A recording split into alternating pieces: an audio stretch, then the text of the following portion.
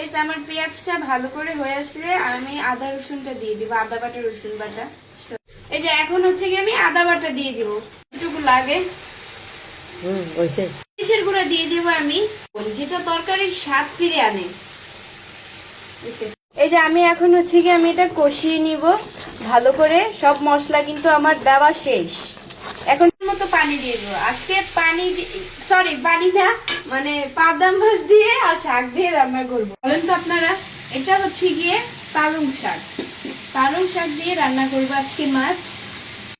এই যে আমার কিন্তু প্রায় শাকটা রান্না করা শেষ হয়ে গেল, এখন মাছটা দেওয়া হয়ে গেলেই আমার তরকারি কমপ্লিট।